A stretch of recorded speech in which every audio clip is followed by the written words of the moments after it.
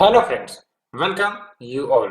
आज हम vision IAS के 24th एंड 25th अप्रैल वाले डेली करंट अफेयर्स डिस्कस करेंगे। डिस्कस करने से पहले बेसिकली जो कल हमने मैप डिस्कस किया था यूके का, उसमें कुछ क्लैरिफिकेशन करने की बात है। तो सबसे पहले हम उसे देख लेते हैं। तो एक्चुअली जो मैंने कल मैप डिस्कस किया था वहां पर आपको मैंने गलती से ये बता दिया था कि जो इंग्लिश चैनल है, यहाँ पर आप देखो, ये जो इंग्लिश चैनल है वो मेडिटेरेनियन को अटलांटिक से कनेक्ट करती है। तो बेसिकली ऐसा नहीं है। ये जो इंग्लिश चैनल है ये नॉर्थ सी को अटलांटिक से कनेक्ट करती है। ठीक है, ये जो मैंने बताया था कल कि मेडिटेरेनियन को अटलांटिक से कनेक्ट करती है, वो एक्चुअली स्ट्रेट ऑफ गिब्राल्टर है। कैसे? तो एक और मैप में हम पूरी तरह से क्लियरली देख लेते हैं। तो ये देख लो, आप आपके सामने यूरोप का मैप है और यहाँ पर आप देख सकते हो ये है आपका पूरा यूके। ठीक है, और यहाँ पर आप देख लो ये है आपका इंग्लिश चैनल। तो इंग्लिश चैनल आप यहाँ पर देख सकते हो नॉर्थ सी को कनेक्ट कर रहा है आपका अटलांटिक से। और जो कल मैंने आपको बता दिया था कि मेडिटेरेनियन से अटलांटिक को कनेक्ट करती है, तो वो एक्चुअली आपका स्ट्रेट ऑफ गिब्राल्टर है। यहाँ पर आप देख लो ये है आपका स्ट्रेट ऑफ गिब्राल्टर और ये आपका पूरा मेडिटेरेनियन रीजन एंड एक्चुअली ये आपका अटलांटिक को कनेक्ट करती है। तो यहाँ पर आपको क्लियर बात कर लेनी है। ठीक है, एंड एक्चुअली उस समय मैंने ऑब्जर्व नहीं किया, दैट्स व्हाई मैंने आपको गलत जानकारी दे दी, लेकिन मैंने वीडियो देखा तो मुझे क्लैरिफिकेशन आ गई एक्चुअली। तो आपको ये ध्यान रखनी है। ठीक है, जहां पर भी कुछ दिक्कतें होंगी मैं आपको बता दिया करूंगा, आप उसे ठीक कर लेना। Okay, so friends, let's come to our topic. आज हमें 6 आर्टिकल्स डिस्कस करने हैं, काफी इंपॉर्टेंट आर्टिकल्स आज आए हैं। तो start with the first article. India urges IMF to classify Sri Lanka as low income country for purpose of debt restructuring. IMF यानी कि इंटरनेशनल मॉनेटरी फंड, अभी क्या इश्यू चल रही है आपको पता है कि श्रीलंका में इकोनॉमिक क्राइसिस चल रही है। वो अपने डेब्ट को भी कहीं ना कहीं चुका नहीं पा रहे हैं, जो भी उन्होंने ले रखे हैं बाहरी संस्थाओं के द्वारा या फिर जो भी क्रेडिटर्स हैं उनके, उनको वो चुका नहीं पा रहे। तो एक्चुअली में इसको हम इकोनॉमिक क्राइसिस कहते हैं। अब इसको सॉल्व करने के लिए कहीं ना कहीं श्रीलंका तो अपनी तरफ से कदम उठा ही रही है, साथ ही साथ इंडिया भी कहीं ना कहीं कुछ इंटरनेशनल लेवल पर रोल प्ले कर रहा है। कैसे? तो देख सकते हो इंडिया ने आईएमएफ से कहा है कि श्रीलंका को लो इनकम कंट्री के रूप में क्लासिफाई कर दिया जाए, सो दैट वो अपने डेब्ट रीस्ट्रक्चरिंग कर सके और लोन चुकाना आसान हो जाए उनके लिए, सो दैट वो फिर से उनकी जो इकोनॉमिक स्थिति है वो बहाल हो सके। तो डेब्ट रीस्ट्रक्चरिंग के बारे में हम जानेंगे, साथ ही साथ आखिरकार क्या ऑब्जेक्टिव है इस पूरे डिसीजन का वो भी हम देखेंगे। लेकिन let's move to the syllabus first. तो सिलेबस में आप देख सकते हो important international institution agencies forum their structure and maintain. सबसे पहले हम जानेंगे डेब्ट रीस्ट्रक्चरिंग का मतलब क्या होता है। नाम से पता चल रहा है डेब्ट रीस्ट्रक्चरिंग, यानी कि एक ऐसी स्थिति है, इवेंट है, जहां पर जो डेब्टर है, डेब्टर यानी कि जिन्होंने लोन ले रखा है, ठीक है, वो फाइनेंशियल डिफिकल्टी फेस कर रहा है in returning the loan amount, and that's why जो क्रेडिटर है, क्रेडिटर यानी कि जिनसे लोन लिया गया है, वो बेसिकली सर्टेन कंसेशन ग्रांट करते हैं इन द फॉर्म ऑफ कि इंटरेस्ट कम कर दिए जा सकते हैं या फिर जो प्रिंसिपल अमाउंट है उसे कम कर दिए जा सकते हैं, सो दैट डेब्टर जो है अपने लोन को रीपे करने में आसानी महसूस कर सके। हमने डेब्ट रीस्ट्रक्चरिंग के बारे में इंसॉल्वेंसी एंड बैंक्रप्सी कोड में भी पढ़ा है। ठीक है, वहां पर भी ऑप्शन होते हैं डेब्ट रीस्ट्रक्चरिंग की। तो ये जो आपका डेब्ट रीस्ट्रक्चरिंग है ये इंटरनेशनल लेवल पर भी उपलब्ध होती है। ठीक है, सो दैट आपका जो देश है फाइनेंशियल डिफिकल्टी फेस कर रहा है उससे बाहर लाया जा सके। एंड एक और कीवर्ड आता है सॉवरेन डेब्ट क्राइसिस। जब भी हम सॉवरेन शब्द का इस्तेमाल करेंगे आपको ध्यान रखना है इट रिफर्स टू कंट्री। ठीक है, तो जब हम बात करते हैं सॉवरेन डेब्ट क्राइसिस की, तो it occurs when country unable to pay its bill, जो भी उन्होंने बेसिकली खरीदा है, इंपोर्ट किया है और उससे जो बिल ये अमाउंट जनरेट हुए हैं उसको पे करने में असमर्थ है, तो हम कहते हैं उन्हें सॉवरेन डेब्ट क्राइसिस। एंड जनरली क्या होता है, जब भी हम इंपोर्ट करते हैं कोई चीज को, तो अल्टीमेटली इंपोर्ट बिल तो होती है हमारी। तो धीरे धीरे क्या होता है, जब इस पर प्रॉपर फोकस नहीं किया जाएगा तो ये जो आपका इंपोर्ट बिल है बढ़ते जाती है, जो डेप्ट है वो बढ़ते जाती है, अल्टीमेटली एक समय आता है कि इतनी ज्यादा डेप्ट हो जाती है उसको चुका पाना, उसको रिटर्न कर पाना मुश्किल होता है। और इन सब का कारण ये होते हैं कि जो हमारे लीडर्स होते हैं कहीं ना कहीं वो प्रॉपर ध्यान टाइमली वे में नहीं दे पाते हैं, जिसके कारण ये जो समस्याएं बढ़ती रहती है एक समय आते आते विशाल हो जाती है। तो देख सकते हो countries leaders ignore these indicators for political reason. तो ये बातें, तो अब आते हैं कंटेक्स्ट पर। तो इंडिया ने बेसिकली आईएमएफ से अर्ज किया है as well as World Bank कि श्रीलंका को रिक्लासिफाई कर दिया जाए लोअर इनकम कंट्री के रूप में, and based on that Sri Lanka को इमरजेंसी फंडिंग प्रोवाइड की जाए सिमिलर टू दैट जो यूक्रेन को ग्रांट की गई है under the emergency support programme rapid financing instrument as well. तो ऑब्जेक्टिव यही है कि श्रीलंका को मदद किया जा सके डेब्ट रीस्ट्रक्चरिंग में, एंड ऐसे में जो श्रीलंका है वो डेब्ट सर्विस सस्पेंशन इनिशिएटिव का पार्टी बन जाएगा as well as common framework for डेब्ट ट्रीटमेंट बियॉन्ड द डीएसएसआई, उसका भी एक प्रकार से पार्टी बन जाएगा। तो ये जो दो बातें हमने करी हैं, डीएसएसआई या फिर जो आपका कॉमन फ्रेमवर्क फॉर डेब्ट ट्रीटमेंट बियॉन्ड द डीएसएसआई, ये ज्वाइंट इनिशिएटिव्स हैं World Bank, IMF as well as G20 के। और ये जो कंसेप्ट है ये least develop countries and low income countries के लिए लाई गई थी इन संस्थाओं के द्वारा, सो दैट कोविड-19 जो आई थी पैंडेमिक, एंड उसके कारण जो डेब्ट चैलेंजेस देखने को मिले इन देशों में, चाहे वो लीस्ट डेवलप कंट्रीज हों या फिर लो इनकम कंट्रीज हों, टू रिपे देयर डेब्ट, तो उसमें सुधार लाने के लिए, इस समस्या से निजात पाने के लिए ये कंसेप्ट लाया गया था। ठीक है, तो अगर ये मेंबर बन जाता है, पार्टी बन जाता है इस डीएसएसआई का या फिर इस कॉमन फ्रेमवर्क का, तो कहीं ना कहीं श्रीलंका को डेब्ट रीस्ट्रक्चरिंग करने में आसानी होगी, एंड अल्टीमेटली जो इकोनॉमिक क्राइसिस वो झेल रहे हैं वो कहीं ना कहीं उसको दूर किया जा सकेगा। क्योंकि समझ के चलो कि जब हम बात करते हैं डेब्ट रीस्ट्रक्चरिंग, लेट्स से कि 100 करोड़ का लोन पेंडिंग है जो पे करना है, अगर हम डेब्ट रीस्ट्रक्चरिंग किया तो हो सकता है हमें 80 करोड़ ही पे करना पड़े, हो सकता है हमें 70 करोड़ ही पे करना पड़े, हो सकता है जो टाइम है आज पे करने की वो 4 साल बाद पे करने का टाइम दिया जाए। तो ये सब आपके डेब्ट रीस्ट्रक्चरिंग में आते हैं। That's why it becomes very important for Sri Lanka कि उसे डेब्ट रीस्ट्रक्चरिंग करें ऑप्शन मिले। एंड अगर हम बात करें, देख सकते हो आप, टू सॉल्व द सॉवरिन डेब्ट क्राइसिस, जो आईएमएफ है कहीं ना कहीं मदद करता है इन आइडेंटिफाइंग द सॉवरिन डेब्ट risk as well as policy advice भी देता है। जैसे फॉर एग्जांपल इंडिया इन 1990 जब इसी प्रकार की कोई समस्या झेल रहा था तो आईएमएफ ने पॉलिसी एडवाइस दिया था, एंड साथ ही साथ एक्सटर्नल एड भी दी थी, और ये भी कहा था कि आपको अपनी इकोनॉमी जो है ओपन करनी पड़ेगी। दैट्स वाई जो आप देखते हो LPG, liberalisation, privatisation and globalisation, तो ये कॉन्सेप्ट आया था उसके बाद ही। ठीक है, तो पॉलिसी एडवाइस भी देता है, साथ ही साथ technical support on formulating the डेब्ट मैनेजमेंट स्ट्रेटजी की कैसे डेब्ट को मैनेज करने हैं properly, as well as local currency bond markets को डेवलप करने के लिए भी पूरे सुझाव देता है आपका।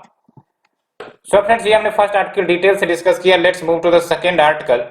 लेकिन इससे पहले आपको आईएमएफ एंड वर्ल्ड बैंक दोनों के बीच आपको कंपैरिजन कर लेनी है, क्योंकि यहां से भी क्वेश्चन आया था मेंस में, है ना, कि ये दोनों लैंडिंग संस्थाएं हैं, लेकिन आईएमएफ और वर्ल्ड बैंक के बीच क्या आपके डिफरेंसेस है। तो थोड़ा सा ऑब्जेक्टिव के आधार पर डिफरेंस कर सकते हो कि आईएमएफ जो है इमरजेंसी पर्पस के लिए लोन देता है, कि अगर कोई देश क्राइसिस में चल रहा है तो फिर आईएमएफ आपका मदद करने के लिए आएगा। वर्ल्ड बैंक बेसिकली बहुत सारे पर्पस के लिए, चाहे वो आपका क्लाइमेट चेंज हो या फिर कोई डेवलपमेंटल प्रोजेक्ट हो, तो उन सब के लिए फंड देता है। आप बहुत बार सुनते होंगे कि वर्ल्ड बैंक जो है बहुत सारे प्रोजेक्ट में इन्वेस्ट करता है, जैसे आपका ग्रीन बॉन्ड की बात करें, ग्रीन बॉन्ड इश्यू करने की बात करें।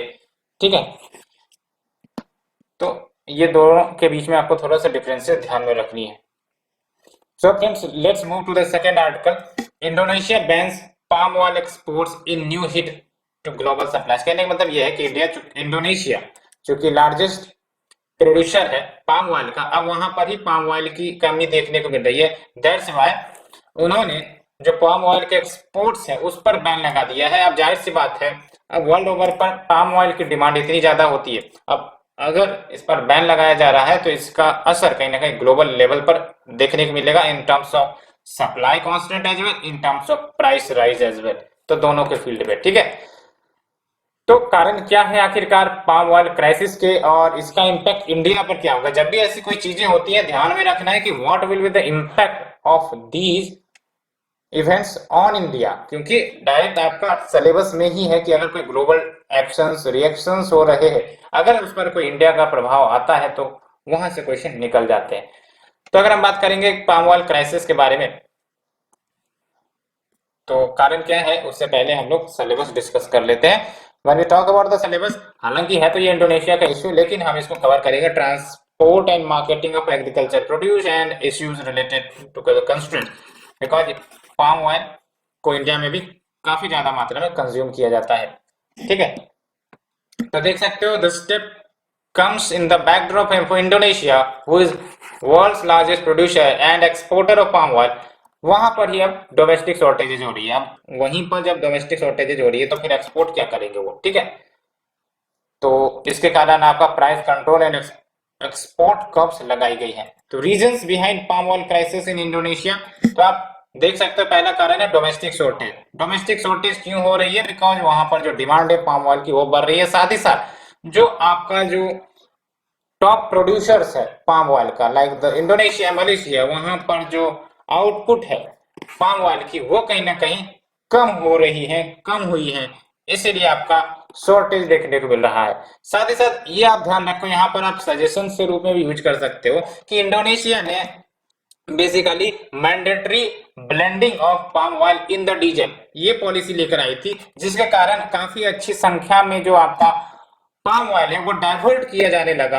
किसके लिए? ब्लेंडिंग के लिए। ब्लेंडिंग मतलब क्या कि भाई साहब अगर डीजल है आपका तो उसमें हमने पाम ऑयल मिक्स कर दिया तो इसको हमने किया ब्लेंडिंग, ठीक है। जैसे हम बात करते हैं पेट्रोल में इथेनॉल ब्लेंडिंग, तो इसका मतलब क्या हुआ? पेट्रोल में हम इथेनॉल को मिक्स कर देते हैं तो ये हो गया आपका इथेनॉल ब्लेंडिंग। उसी प्रकार से पाम ऑयल की ब्लेंडिंग डीजल में की जाती है। तो इसके कारण आप समझो कि इम्पैक्ट क्या हुआ, जो कंजम्पशन के लिए पाम ऑयल था वो कहीं ना कहीं कम हुई।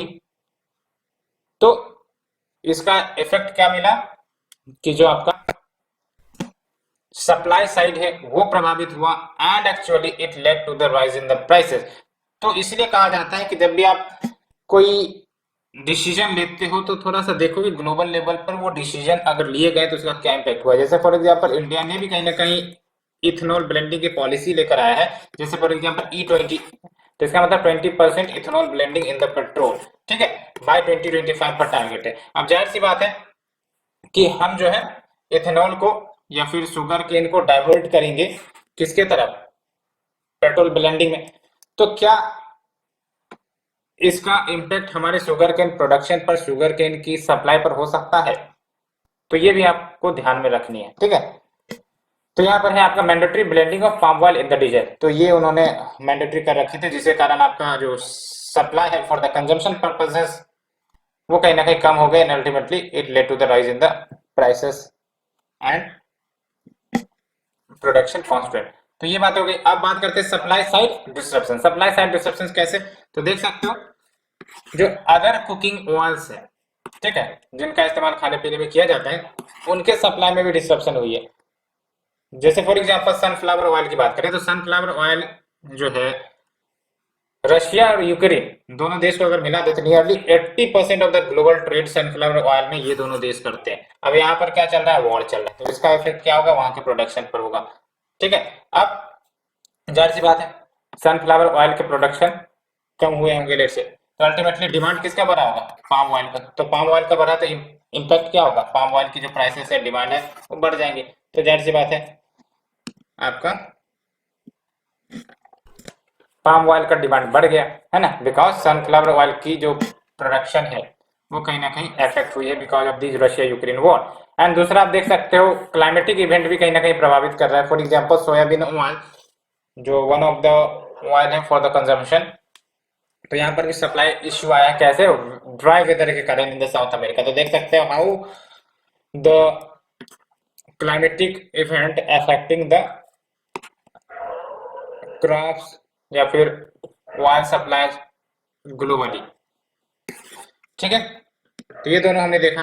अब बात करते हैं इम्पैक्ट ऑन इंडिया। तो इंडिया पर क्या इम्पैक्ट होगा? तो पहली बात तो यह है कि India one of the big consumer of palm oil, तो जाहिर सी बात है, और साथ ही साथ इंडिया इंडोनेशिया से काफी ज्यादा पाम ऑयल इंपोर्ट करता रहा है। तो अब जब इंपोर्ट करेगा भारत तो महंगे रेट पर इंपोर्ट करेगा, एंड फूड इन्फ्लेशन डेफिनेटली बढ़ने को मिलेंगे because Indonesia has been India's top supplier of palm oil. And साथ ही साथ देख सकते हो जो इडेबल ऑयल्स, इडेबल ऑयल्स यानी कि वही जो खाने पीने में इस्तेमाल होते हैं उन्हीं को हम इडेबल ऑयल्स कहते हैं, सच एज पाम ऑयल। ये की रॉ मटेरियल है for fast moving consumer goods. ये जो आपका फास्ट मूविंग कंज्यूमर गुड्स है ना, इसको बेसिकली कंज्यूमर पैकेज्ड गुड्स भी कहते हैं, ठीक है, जिसको हम क्विकली सोल्ड करते हैं at a relatively lower cost. कुछ एग्जांपल आप देख सकते हो जैसे सोप्स हो गए, बेवरेजेस हो गए, कॉस्मेटिक्स हो गए। तो जो पाम ऑयल है कहीं ना कहीं एफएमसीजी वाले प्रोडक्ट्स के लिए रॉ मटेरियल का काम करता है। तो जाहिर सी बात है जब पाम ऑयल की प्राइसेस बढ़ेंगी तो इनडायरेक्टली जो एफएमसीजी वाले प्रोडक्ट्स है उनकी भी प्राइस बढ़ेंगी and it will affect the consumer in these sector also. And सिर्फ और सिर्फ फूड प्रोडक्ट्स के प्राइस नहीं बढ़ेंगे बल्कि जो आपके सोप्स हैं, शैम्पूज हैं, है ना, इन सब के भी प्राइसेस बढ़ सकते हैं। एंड पाम ऑयल की बात करें तो ये एडिबल वेजिटेबल ऑयल है which comes from the fruit of oil palm trees and efficient crop है ये, producing more oil per land area than any other equivalent vegetable oil crop। अब बात करते हैं जब इतनी ज्यादा क्राइसिस है तो इंडिया ने क्या स्टेप ले रखे हैं डोमेस्टिक अवेलेबिलिटी को इंश्योर करने में। तो भारत वैसे तो कदम ले रहा है कि डोमेस्टिक प्रोडक्शन ही किया जाए, उसके लिए कुछ स्कीम्स भी लेकर आए हैं, जैसे we have the national mission on edible oils oil palm under which mini mission 2 dedicate की गई है to the oil palm area expansion and productivity increases. दो तरीके हो सकते हैं, एक तो एरिया को एक्सपेंड कर दो, दूसरा प्रोडक्टिविटी को इंप्रूव कर दो। प्रोडक्टिविटी यानी कि पर यूनिट लैंड में जो पहले लेट से कि 1 टन का क्रॉप आता था उसी पर यूनिट लैंड में अगर 2 टन का क्रॉप उग रहा है तो उसको हम कहेंगे कि प्रोडक्टिविटी बढ़ गई on the same land on the same area. तो हो गया आपकी प्रोडक्टिविटी या फिर आपका एरिया एक्सटेंशन, दो तरीके हो सकते हैं। And we have the centrally sponsored palm oil development scheme. तो ये फ्रेंड्स हमने डिस्कस किया। Let's move to the third article. National health authority releases revised draft of health data management policy. तो ये जो आपका ड्राफ्ट है ये क्या है, इसमें क्या बातें की गई हैं। साथ ही साथ जब हम बात करते हैं हेल्थ डाटा मैनेजमेंट पॉलिसी की, तो ये जो आप देख रहे हो ना आयुष्मान भारत डिजिटल मिशन का कंसेप्ट जो लाई जाने वाली है, जिसके तहत डिजिटल हेल्थ आईडी सब क्रिएट किए जाएंगे for the patient, for the health care professionals. तो उनसे रिलेटेड ये जो आपका एचडीएम पॉलिसी डील करता है, सिंपल भाषा आपको ये याद रखनी है। But before that let's discuss the syllabus. तो when we talk about the syllabus आपका ये कवर होगा issues related to the development and management of social sector या services related to the health, ठीक है।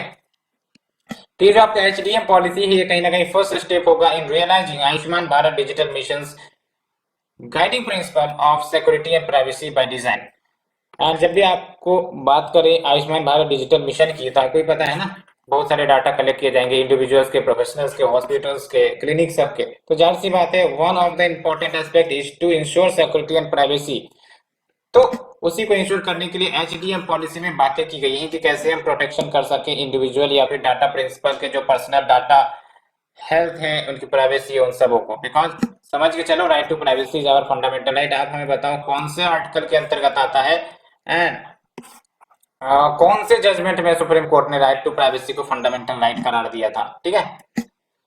तो देख लो इसका ऑब्जेक्टिव क्या है। तो एडिक्वेट गाइडेंस प्रोवाइड करो, साथ ही साथ एक फ्रेमवर्क तैयार किया जाए सो दैट जो भी personal and sensitive personal data collect किए जाते हैं इंडिविजुअल्स के, वो are a part of national digital health ecosystem, उसकी सिक्योर प्रोसेसिंग हो, सिक्योर कलेक्शन हो in compliance with all applicable laws, rules and regulations जो डील करती हैं इनसे रिलेटेड। तो क्या की हाईलाइट है पॉलिसी की। तो पहली बात तो ये जो प्रोविजंस है इस पॉलिसी की, जो हमने एचडीएम पॉलिसी की बात की है, वो एप्लीकेबल होगा to all the entities and individuals जो पार्ट होंगे Ayushman Bharat digital mission ecosystem के, चाहे वो नेशनल हेल्थ अथॉरिटी हो, governing bodies of ministry of health and family welfare हो, हेल्थ इंफॉर्मेशन प्रोवाइडर्स हो, फार्मास्यूटिकल्स क्यों ना हो। साथ ही साथ जो डाटा फिड्यूशरीज है, डाटा फिड्यूशरीज यानी कि जो डाटा मैनेजमेंट के लिए रिस्पॉन्सिबल होंगे, डाटा कलेक्शन सब के लिए रिस्पॉन्सिबल होंगे, उनको कंसेंट फ्रेमवर्क प्रोवाइड करना पड़ेगा फ्रॉम द डाटा प्रिंसिपल कि भाई साहब अगर हमने किसी डाटा ऑनर से डाटा कलेक्ट कर रहे हैं तो there should be a consent framework कि भाई साहब आपकी सहमति के बिना हम डाटा कलेक्ट नहीं करेंगे। तो ये बातें हैं, ठीक है। एंड फिर आप देख सकते हो creation and allocation of Ayushman Bharat health account ID, ये तो बात है ना, मैंने आपको भी बताया, एक आईडी क्रिएट की जाएगी, एबीएच एड्रेस क्रिएट किए जाएंगे, हेल्थ प्रोफेशनल आईडी क्रिएट की जाएंगी, फैकल्टी की भी आइडेंटिटी क्रिएट की जाएंगी, ठीक है, as well as principle of non inclusion of for not having the above ID. तो ये सब बातें अलॉन्ग विद शेयरिंग, सर्कुलेटिंग और पब्लिशिंग ऑफ पर्सनल डाटा, इन सब के लिए भी रेस्ट्रिक्शंस रहेंगी और रेस्ट्रिक्शंस होना भी चाहिए, ठीक है। एंड साथ ही साथ ग्रीवेंस रिड्रेसल ऑफिसर का भी प्रोविजनिंग की गई है बाय द डाटा फिड्यूशरीज कि भाई साहब अगर कोई समस्या आई, कोई इशू आई, तो फिर दैट ग्रीवेंस रिड्रेसल ऑफिसर आपकी समस्याओं को डील करेगा। When you talk about the NHA, तो ये आपका गवर्न होती है by the governing board which is chaired by the union minister for health and family welfare. याद रखना है आपको, NHA governed by governing board which is chaired by the Union Minister for Health and Family Welfare and headed by, याद रखना है, chaired by Union Minister for Health and Family Welfare, but when we talk about headed by, तो it is full-time chief executive officer supported by Ayushman Bharat digital mission. So friends, ये हमने discuss किया article को। Let's move to the next article. Ministry of Panchayati Raj, under ministry of Panchayati Raj UNDP यानी कि United Nation development programme sign pact on sustainable development goals localisation. ये काफी अच्छा concept है, ये हमेशा याद रखना। लोकलाइजेशन ऑफ एसडीजी क्या मतलब होता है? लोकलाइजेशन ऑफ एसडीजी का आपको पता है ना, एसडीजी के अंतर्गत 17 गोल्स आते हैं जो हमें अचीव करने बाय 2030, जिसमें आपका health, education, climate change, global warming, ये सब बातें हैं, जीरो पॉवर्टी, जीरो हंगर, ये सब कंसेप्ट आ जाते हैं एसडीजी के तहत, ठीक है। तो अचीव तो करने हैं, लेकिन अगर इसको अच्छे से अचीव करना है तो कहीं ना कहीं हमें लोकल लेवल पर उतरना पड़ेगा, ग्लोबल से लोकल लेवल पर उतरना पड़ेगा। ये बेस्ट तरीका होता है to achieve an objective which is very very bigger. तो इसी को हम कहते हैं लोकलाइजेशन ऑफ एसडीजी। जब हम एसडीजी के टारगेट को अचीव करने के लिए लोकल लेवल पर उतरते हैं, ठीक है, लोकल गवर्निंग बॉडीज को टास्क देते हैं कि भाई साहब आप सब टारगेट फुलफिल करो एंड जो भी गोल्स है एसडीजी के उसको अचीव करने में कंट्रीब्यूट करो, तो हम कहते हैं इसको लोकलाइजेशन ऑफ एसडीजी। और बढ़िया से डेफिनेशन हम डिस्कस करेंगे, लेकिन मैंने बेसिक कंटेक्स्ट आपको प्रोवाइड कर दिया है कि आपका लोकलाइजेशन ऑफ एसडीजी का मतलब क्या हुआ, ठीक है। सो सिलेबस की अगर हम बात करें तो आप देख सकते हो article number 4 will cover conservation, environmental pollution, degradation and role of local self governments, ठीक है। तो जो आपका मिनिस्ट्री ऑफ पंचायती राज है and the United Nation development programme, इस संस्था के बारे में अच्छे से जानना है आपको, ठीक है। इन्होंने साइन किया है एक agreement to collaborate in the areas of knowledge sharing, capacity building, strengthening the monitoring mechanism for the localisation of SDGs. But what is localisation of SDG? मैंने आपको बताया था, इट इज द प्रोसेस जिसके तहत हम डिफाइन करते हैं, implement करते हैं, मॉनिटर करते हैं जो भी स्ट्रेटेजी है हमारे at the local level, so that हम अचीव कर सके ग्लोबल, नेशनल एंड सब नेशनल एसडीजी टारगेट्स, है ना। इसी को हम कहते हैं लोकलाइजेशन ऑफ एसडीजी। एंड फिर देख लो आप, UNDP in partnership with NITI Aayog and state government, जैसे फॉर एग्जांपल हरियाणा, कर्नाटका, नागालैंड, पंजाब, उत्तराखंड, ये भी कहीं ना कहीं लोकलाइज कर रही हैं एज वेल एज एक्सेलरेट कर रही हैं एसडीजी टारगेट को अचीव करने के लिए through the sustainable development coordination centre, ठीक है। यानी कि वेरियस स्टेट गवर्नमेंट भी कहीं ना कहीं जागरूक है कि कहीं ना कहीं हमें जो एसडीजी के गोल्स है वो अचीव करवाने हैं, और अगर अचीव करवाना होगा तो कहीं ना कहीं हमें लोकल लेवल पर उतरना पड़ेगा, है ना। जो आपके पंचायत है, म्युनिसिपैलिटीज है, उनको एम्पावर करना पड़ेगा, उनको कहीं ना कहीं रिस्पॉन्सिबिलिटी देनी पड़ेगी कि वो कहीं ना कहीं एसडीजी के टारगेट को अचीव करने में कंट्रीब्यूट करे। क्योंकि ये सब जो सैनिटेशन की इश्यू है, एजुकेशन की इश्यू है, हंगर, पॉवर्टी, कहीं ना कहीं इसको जब तक हम लोकल लेवल पर डील नहीं करेंगे तब तक ये ग्लोबल लेवल से मिटेगा नहीं, ठीक है। That's why role of panchayat, role of municipality, role of local bodies becomes very important to deal with such issues. And अगर हम बात करें लोकलाइजेशन इंपेरेटिव की, तो ये तो आपको इतना छोटा दिया है कि दिखेगा भी नहीं, तो एक बार आप देख लेना, ऐसा तो कुछ है नहीं यहाँ पे। एंड लोकलाइजेशन की अगर हम बात करें तो लोकलाइजेशन रिलेट्स की कैसे जो हमारा एसडीजी का गोल है वो एक प्रकार से लोकल डेवलपमेंट पॉलिसी के लिए फ्रेमवर्क प्रोवाइड करेगा, और कैसे जो लोकल एंड रीजनल गवर्नमेंट्स वो सपोर्ट कर सकते हैं in achieving the SDG goals via action from bottom up approach. ये कीवर्ड जो है काफी इंपॉर्टेंट है, बॉटम अप अप्रोच। ये जो लोकलाइजेशन ऑफ एसडीजी है, it is nothing but it is an idea of bottom up approach कि भाई साहब हम ऊपर से नीचे नहीं बल्कि नीचे से ऊपर जाएंगे, लोकल लेवल से हम जाएंगे ग्लोबल लेवल पर, ना कि हम ग्लोबल लेवल से लोकल लेवल पर जाएंगे। बिकॉज जब भी ऐसे टारगेट की हम बात करते हैं जहां पर आपके मासेस इन्वॉल्व है, तो वहां पर उन टारगेट को अचीव करना है तो we go from the bottom to the top, ठीक है। बिकॉज जब हम टॉप से बॉटम आते हैं तो जो ट्रिकलिंग डाउन इफेक्ट है वो नहीं हो पाता है ना, जो बेनिफिट्स हैं जो मिलने चाहिए वो नहीं मिल पाता है। That's why we are focusing now from bottom up approach. तो ये बात हो गई। अब अगर हम बात करें सिग्निफिकेंस की तो आप देख सकते हो why we are adopting the bottom up approach. It is all because India की जो पॉपुलेशन है अप्रोक्स 65% ऑफ इंडिया पॉपुलेशन वो रूरल एरियाज में रहते हैं, एंड रूरल एरियाज में रहते हैं तो जाहिर सी बात है कि हमें अकॉर्डिंगली अपने एसडीजी टारगेट को फुलफिल करना है, तो फिर बॉटम अप अप्रोच को अपनाना पड़ेगा, ठीक है। तो आप देख सकते हो about 65% of India population lives in rural areas and government increasingly fund को बढ़ा रही है in various sectors like sanitation, housing and solid waste management via rural local body, क्योंकि ये सबसे पहले इंस्टीट्यूशन होते हैं जो ग्राउंड लेवल पर अवेलेबल होते हैं, है ना। और डिफरेंट लोकेलिटीज में डिफरेंट समस्याएं होती है, ठीक है।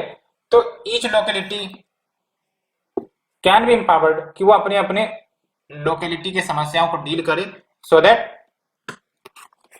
एक लोकल यूनिट से एक ब्लॉक में सुधार हो, एक ब्लॉक से हमारा एक डिस्ट्रिक्ट में सुधार हो, डिस्ट्रिक्ट से हमारा स्टेट में सुधार हो, स्टेट से हमारा नेशन में सुधार हो, नेशन से हमारा ग्लोबल लेवल पर सुधार हो। ये होता है आपका बॉटम टू टॉप अप्रोच, ठीक है। And it will also help in developing and strengthening the capacity of elected representative. जाहिर सी बात है ये जो आपका लोकलाइजेशन है एसडीजी है ना, ये एक प्रकार से रिस्पॉन्सिबिलिटी प्रोवाइड करेगा किसे, इलेक्टेड रिप्रेजेंटेटिव को। एंड आपको पता होना चाहिए कि जितनी ज्यादा हम रिस्पॉन्सिबिलिटी इन्हें देंगे उतनी ज्यादा इनकी जो पोटेंशियल है, कैपेबिलिटीज है वो बढ़ेगी, उतनी ज्यादा वो ब्रॉडर इश्यूज को कहीं ना कहीं टैकल करने में कामयाब होंगी।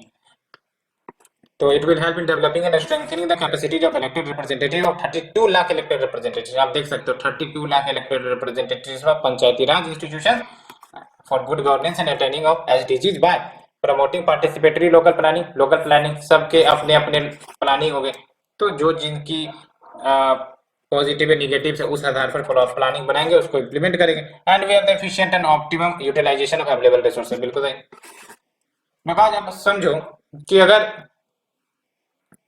ऊपर से पैसे आ रहे हैं और पता चला कि जो टॉप ऑफिशियल बैठे हैं नेशनल लेवल पर वही डिसाइड करेंगे कि हाँ भाई साहब इस डिस्ट्रिक्ट में जो है इन प्रोजेक्ट पर खर्च होगी, तो कहीं ना कहीं पैसे की बर्बादी हो सकती है। लेकिन हाँ लोकल लेवल पर पता रहता है ना, कि सबसे बड़ी बात यह है कि लोकल लेवल पर पता रहता है कि हमारी समस्याएं क्या है। जब हमें पता है हमारी समस्या क्या है तो फालतू में हम खर्च नहीं करेंगे, हम उन्हीं पर खर्च करेंगे जो समस्याएं विराजमान है, ठीक है। अब कोई एरिया में ड्राउट की समस्या हो सकती है तो कोई एरिया में एक्सेसिव फ्लडिंग की समस्या हो सकती है। अब भाई साहब जाहिर सी बात है जहाँ ड्राउट वाली समस्या है तो हम ऐसी पॉलिसी लेकर आएंगे कि जो ड्राउट को खत्म करे, ऐसा नहीं कि जो फ्लडिंग से निपटने के लिए वहां पर समस्या लाएंगे, बिकॉज वहां तो पानी वैसे भी अवेलेबल नहीं। That's why localisation becomes important, local planning becomes important. तो फ्रेंड्स ये हमने डिस्कस किया, let's move to the next article, climate change panel lauds carbon pricing. तो बेसिकली ये आपका जो आईपीसीसी है, यूनाइटेड नेशन का international inter governmental panel on climate change, उन्होंने कार्बन प्राइसिंग की तारीफ की है और कहा है कि ये जो आपका कार्बन प्राइसिंग है it is the most powerful and efficient strategy available to reduce reduction. क्या क्लाइमेट प्राइसिंग है भाई साहब? तो क्लाइमेट प्राइसिंग का मतलब ये है कि भाई साहब क्लियर से इसको एग्जांपल समझते हैं। दो इंडस्ट्री है, ठीक है, इंडस्ट्री ए और इंडस्ट्री बी।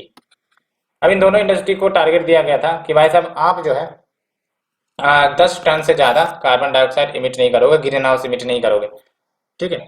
अगर उससे ज्यादा इमिट करते हैं तो आपको कार्बन क्रेडिट, इमिशन क्रेडिट खरीदनी पड़ेगी। किससे खरीदेंगे वो हम एग्जांपल समझते हैं। लेट्स से कि 10 टन इमिट करने का मैक्सिमम केप था दोनों कंपनी के पास, अब इसने कर दिया आपका 15 टन इमिट, ठीक है। अब कंपनी बी जो है उसने किया 5 टन इमिट, तो इसका मतलब ये 5 टन इमिट कम किया है as compare to the cap जो सेट की गई थी। तो ये जो 5 टन कम इमिट किया गया है इससे ये खरीदेगा आपका इमिशन क्रेडिट, है ना, इमिशन क्रेडिट अर्न करेगा। अब इन्होंने जो कंपनी ए ने जो एक्स्ट्रा 5 टन इमिट किया है इन पर जिम्मेदारी बनेगी कि भाई साहब आपको बैलेंस करना होगा। तो बैलेंस करना होगा तो इसका मतलब क्या हुआ कि इसने जो कंपनी बी ने जो 5 टन कम इमिट किया उसके लिए जो इमिशन क्रेडिट अर्न किया, ये इमिशन क्रेडिट वो बेचेगा कंपनी ए को और अल्टीमेटली न्यूट्रल हो जाएगा, बदले में बी को पैसे मिल जाएंगे और ए को अपना टारगेट फुलफिल हो जाएगा। तो ये होता है आपका कार्बन प्राइसिंग। एंड एक तो ये कंपोनेंट हुआ ट्रेड वाला, दूसरा ये होता है कि आपका कार्बन टैक्स, है ना, कार्बन टैक्स यानी कि जो जितना ग्रीन हाउस गैस इमिशन करेगा उनको उतना कार्बन टैक्स देना पड़ेगा, है ना। For every ton of carbon pollution emitted, उतनी ज्यादा आपको कार्बन टैक्स देनी पड़ेगी। तो ये दो आपके आ जाते हैं कार्बन प्राइसिंग के अंतर्गत। एक है आपका इमिशन ट्रेडिंग सिस्टम, जिसको हम कैप एंड ट्रेड सिस्टम कहते हैं, और इसका एग्जांपल मैंने आपको बताया है अच्छे से। एंड दूसरा है आपका कार्बन टैक्स, डायरेक्ट आपका टैक्स ही लगा दो ग्रीन हाउस गैस इमिशन पर। तो ये बातें हो गई। एंड देख सकते हैं, अब हम बात करते हैं कंटेक्स्ट की। आई थिंक सिलेबस हमने डिस्कस नहीं किया है, तो when we talk about the syllabus देख सकते हो, carbon pricing is your main मुद्दा। तो कंटेक्स्ट यही है कि जो पेनिसिल्वेनिया है, ठीक है, आई थिंक यूरोप की कंट्री है ये first major fossil fuel producing state बन गया है। हाँ, पेनिसिल्वेनिया बेसिकली स्टेट है ना यूएस की, वही तो मुझे कंफ्यूजन लग रही थी। तो Pennsylvania become the first major fossil fuel producing state in the US, कि वो कार्बन प्राइसिंग पॉलिसी अडॉप्ट करने वाली है to address the climate change. And that's why अब ये 11 स्टेट्स कुल हो गए हैं जहां पर coal, oil and natural gas power plants, उनको क्रेडिट बाय करनी पड़ेगी for every ton of carbon dioxide they emit, है ना।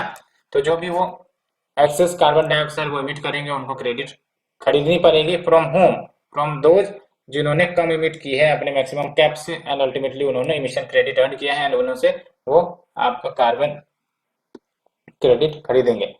एंड देख सकते हो US is seeking A social cost of carbon, जो कैलकुलेट करता है फ्यूचर क्लाइमेट डैमेजेस के जो हो सकते हैं, सो दैट टफर रेस्ट्रिक्शंस लगाए जा सके on polluting industry. And carbon pricing की बात तो मैंने की ही, इट इज एन अप्रोच कि कैसे हम कार्बन इमिशन को कम कर सकते हैं, ग्रीन हाउस गैस इमिशन को कर सकते हैं, और इसके तहत मार्केट मैकेनिज्म का इस्तेमाल होता है। मार्केट मैकेनिज्म यानी कि there is a dedicated market जहां पर ये जो कार्बन क्रेडिट्स हैं, इमिशन क्रेडिट्स हैं, बेचे जाते हैं, खरीदे जाते हैं, है ना, ऑफर्ड एट एन ऑक्शन। तो देख सकते हैं, it reflects how much companies are willing to pay for a limited amount of emission credits offered at an auction. कि भाई साहब इमिशन क्रेडिट का आपका ऑप्शन हो रहा है, तो जो कंपनी लेना चाहेगी वो अपना अमाउंट बताए, ठीक है, ऑप्शन के आधार पर, और इंडिकेट करता है कि कौन सी कंपनी कितनी ज्यादा विलिंग कर रही है to pay for that emission credit. तो फ्रेंड्स ये हमने डिस्कस किया, let's move to the next article. Study points that sea floor spreading has slowed by 35% globally. ये काफी ज्यादा अच्छा टॉपिक है, ज्योग्राफी का टॉपिक है, काफी मजेदार टॉपिक है। सी फ्लोट स्प्रेडिंग, सी फ्लोट स्प्रेडिंग का कांसेप्ट किसने दिया था, याद है कुछ, ज्योग्राफी में आपने पढ़ा होगा, हैरी हेस ने, ठीक है। और इसका मतलब क्या है कि भाई साहब जो हमारा अर्थ क्रस्ट है, आपको भी पता है ना, वो प्लेट से बने हुए हैं। एंड अर्थ क्रस्ट की बात करें तो जाहिर सी बात है ओशियन फ्लोर भी उसमें आ जाते हैं। तो प्लेट से बने हैं, and these plates are moving constantly either towards each other, either away from each other, और either slide passing to each other, ठीक है। एंड ये सब कैसे संभव हो रहा है, तो there is an endogenetic forces operating inside the earth's interior, and the process is known as mantle convection, ठीक है। मेंटल कन्वेक्शन ये प्रोसेस जो होता है, ऊपर आना नीचे जाना, जो आपके मैग्मा होते हैं, जिसके कारण ये जो प्लेट्स है ये पीछे बैक जाते हैं, या फिर एक दूसरे के सामने आते हैं, या फिर स्लाइड फास्ट करते हैं। तो आप ही बताओ सी प्लोट स्प्रेडिंग कब होगा। सी प्लोट स्प्रेडिंग तब होगा जब जो दो आपके लिथोस्फेरिक ब्लॉक है एक दूसरे से अवे जाएंगे, है ना।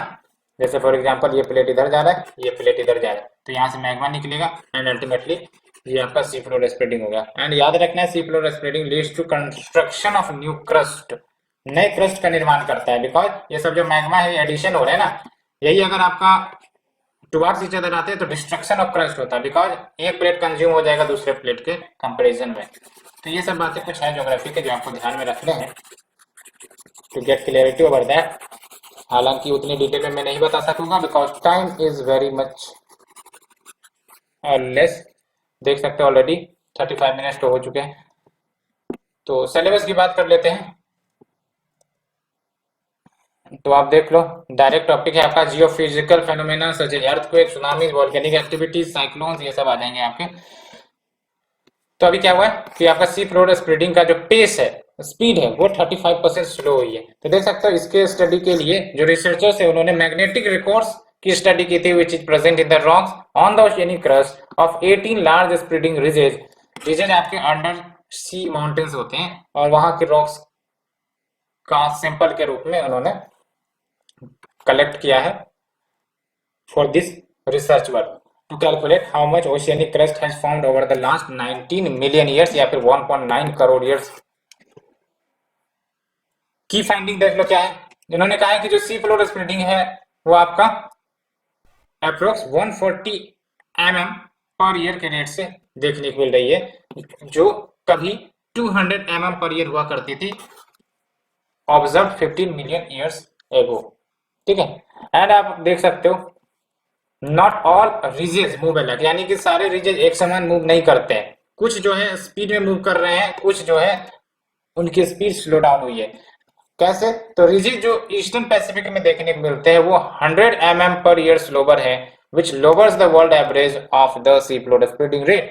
एंड रीजन जो आइडेंटिफाई किए गए हैं रिपोर्ट के द्वारा, तो वही बात है कि जो आपके माउंटेन्स है वो धीरे धीरे ग्रो कर रहे हैं, as well as mantle convection जो ड्राइव करता है आपका